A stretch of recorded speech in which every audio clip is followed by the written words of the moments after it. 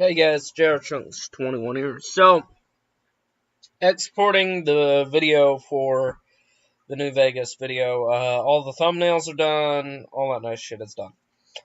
This is your last vlog of the week, and it is story time with Chunks. Now, I've been asked, both in real life and through means on the channel, to tell you guys some stories as an explorer. Now, the difference between being an explorer and being a cop, aside from the fact that we don't get guns, we don't get paid, we're not sworn, all of that nice stuff, is we don't actually go on calls. Now, back in the day, they used to. This is what my advisors are telling me. They used to slap an Explorer decal on the cop car and send them off. It doesn't work like that anymore. There's restrictions in place for the program. But that doesn't mean we don't have fun.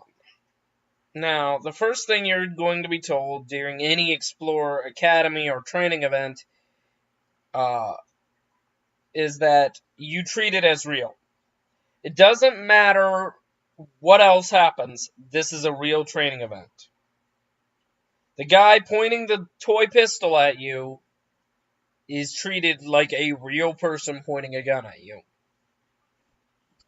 And what people don't understand is you have a switch that you flip when you go and become an explorer and you do these training. 1 minute you're joking around with your buddies, the next you're called up for training, you got partnered with someone, you flip the switch, and everything after that is real. Your friend gets shot in the head with an orange gun, your friend's dead. And to kind of show you guys the orange guns we actually use,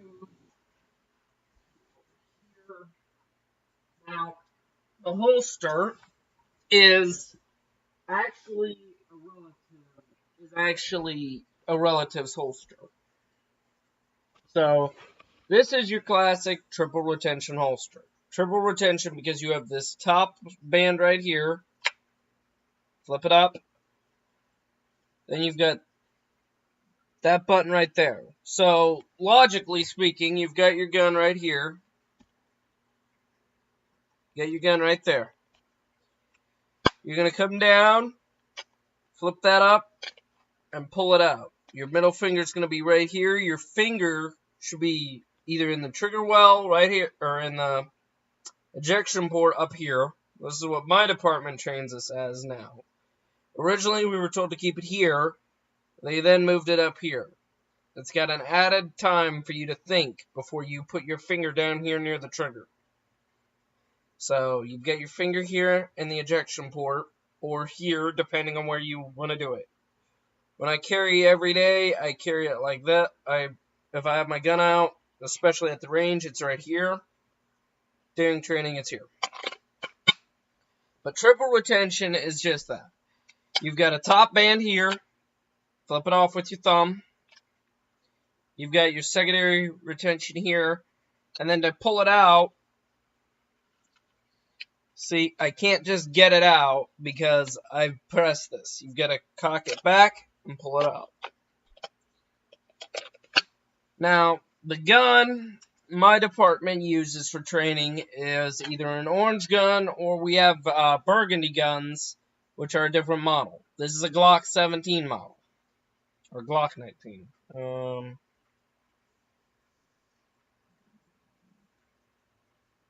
I actually do not have it wrote on here what it is, so I think it's a Glock 19. If it isn't, oh well. It's a Glock. Just throw it over there for now. Some departments use revolvers for training for explorers. They use whatever they have available. Unless you're at a bigger department or a more well-off department, you'll use hand-me-down equipment. Because the department doesn't want to put money into you guys unless they can get something out of it. That's the general gist of that. But, so you have this. And, you know, people, when they see videos of training of explorers, they see us pull these guns on on each other and they laugh. They're like, how do you get freaked out when you see this? Because we have flipped the switch to tell us this is a real gun. Right now, I'm pointing this in a relatively safe direction. I shouldn't be pointing it up. There. Now it's pointed down. It'll go in underneath the house. This is pointed in a relatively safe direction. Not like it matters, because I haven't flipped the switch to tell me I'm in training, so this is real. But, so you guys and other people have asked me my weird person stories. So I'm going to tell you 3 stories. My weirdest call as an explorer during training, my craziest call as an explorer is training, and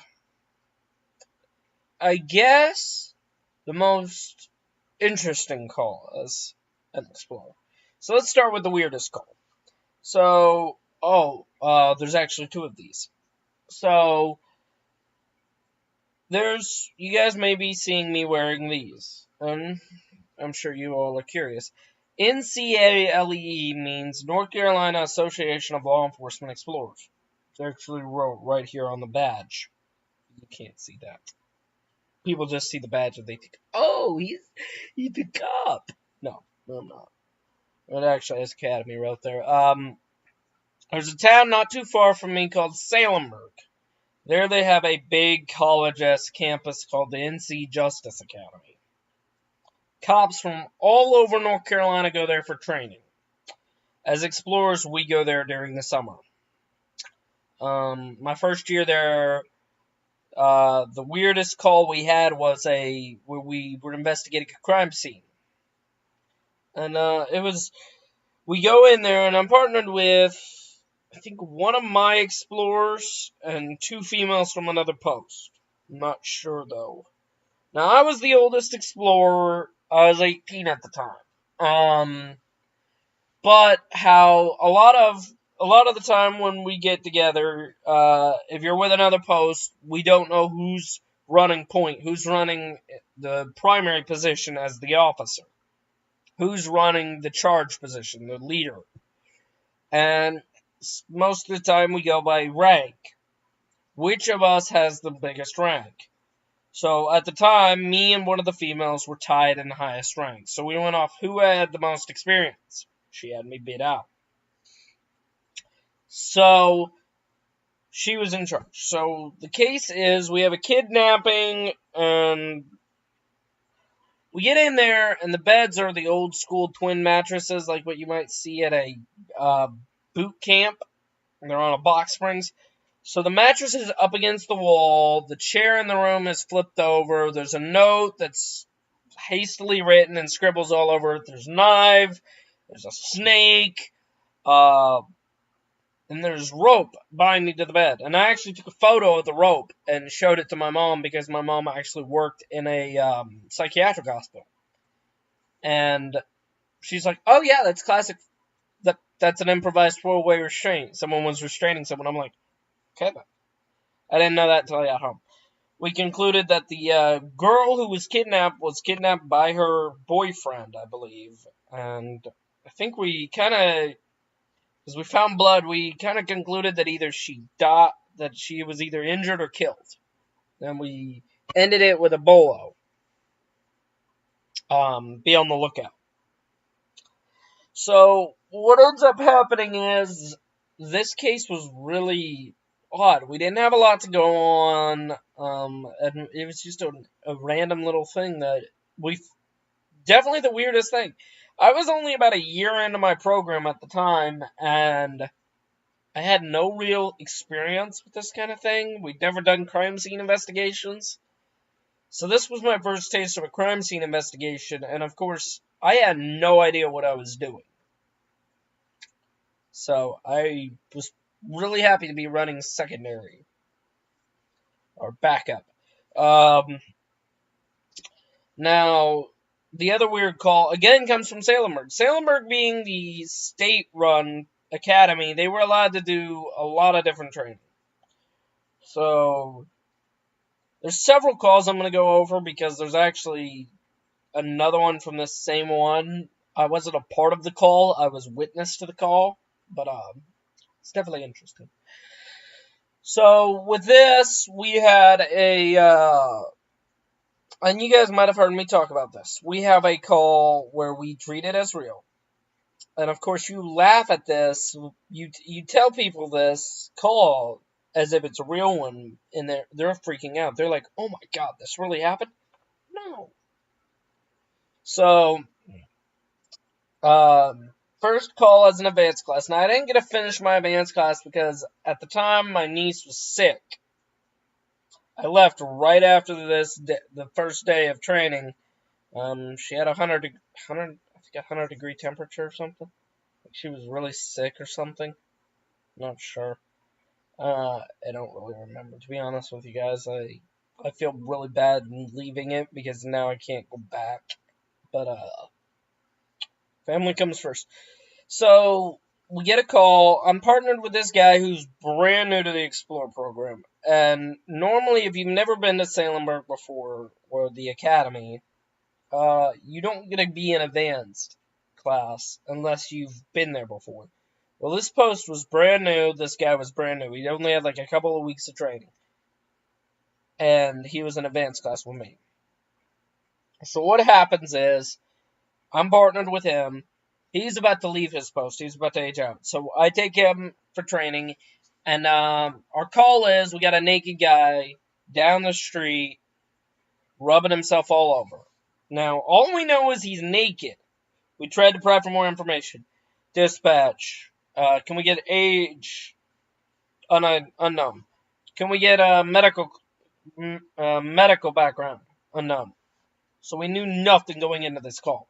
So we go in and we make contact, and he's sitting here rubbing himself all over. Now, mind you, we have flipped the switch. We're treating this as real. Now, I don't know what my partner is, but I am. I'm treating this as a real naked man. He's probably 40s.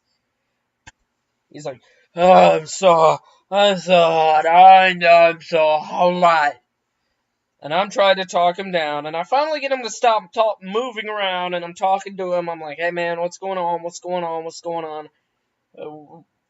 What are we doing? What are we doing?"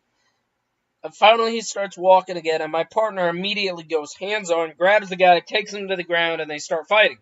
They call the scene there, and they ask me why I didn't intervene. I'm like, I'm not touching a naked man. My partner went hands on. That's his business. I'm not going hands on. Later, we were given, okay, maybe he was on bath salts. Maybe he was on synthetic marijuana. Maybe he was just having a heat stroke.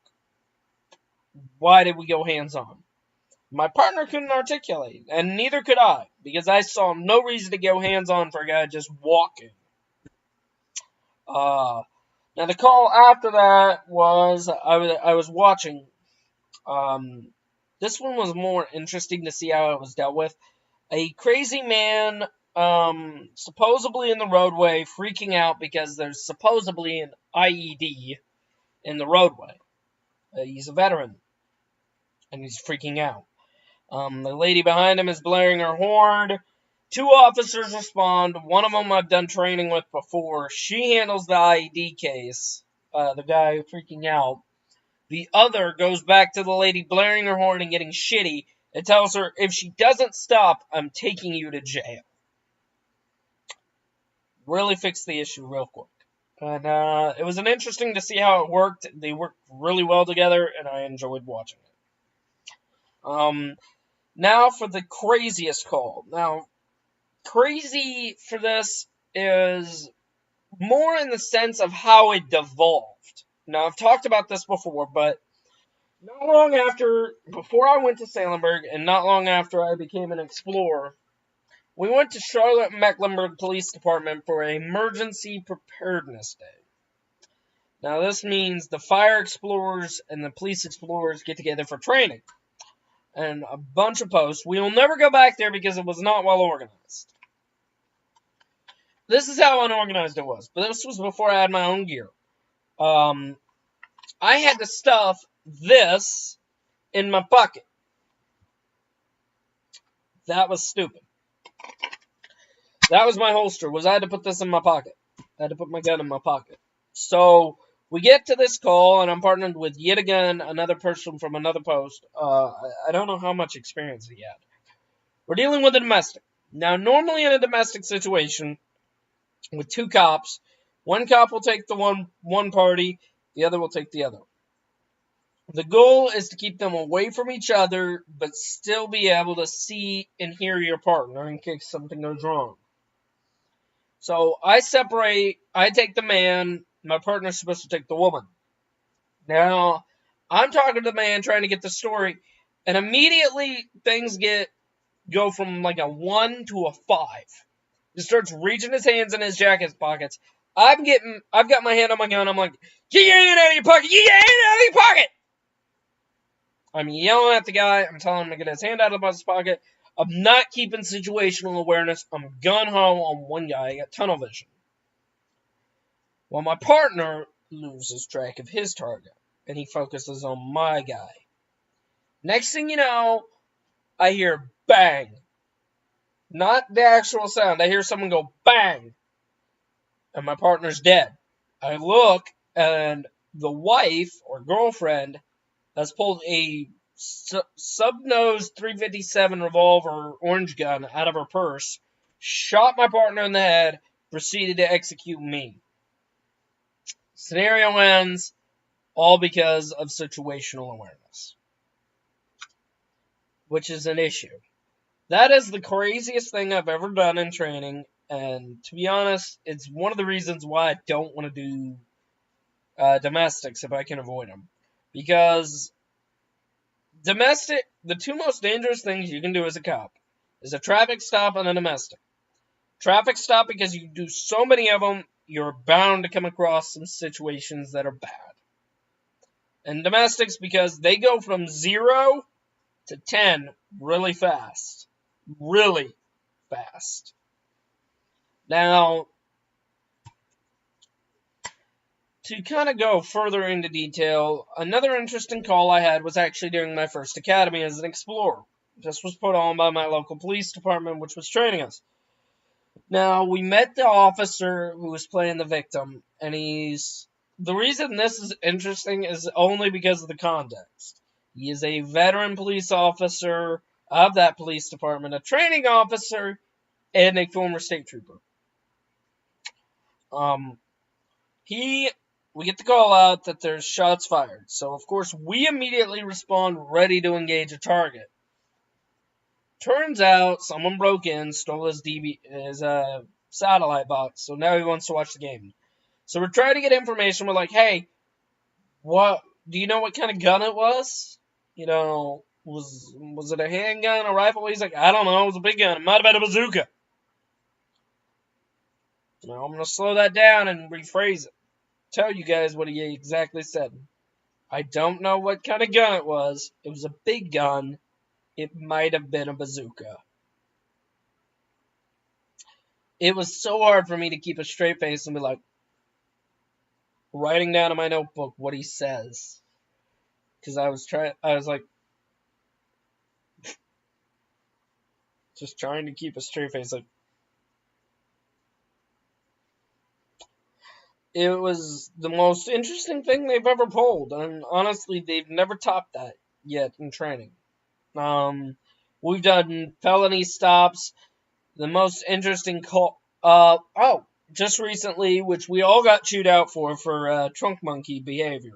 Trunk monkey meaning something that would never happen, or likely would never happen in real life. Something you can't prepare for. I'm responding to a call. I'm doing a normal traffic stop, and because I am the veteran in this training, because I had 3 years, everyone decides to freak out. We have one cop, one guy, and 3 people. So I respond, and they're all freaking out. They're all drunk or high. Next thing you know, I'm getting the driver out, and I'm putting him in handcuffs because he's resisting me. Passenger leaps out, runs the one way. 2 people in the back seat run one way, and by the end of the scenario, my car has been stolen. I kid you not, my cop car got stolen by one of my explorers. Not for real. This is, again, training. Treat it as real. He's behind the wheel. He's got the key in the ignition. He's ready to go. This is the biggest case of what the fuck happened. And yeah, shit hit the fan quick. So I hope you guys enjoyed Storytime with Chunks. I hope you guys enjoyed learning a little bit about my trading. And I'll see you guys next time. Don't forget to leave a like, comment, and subscribe.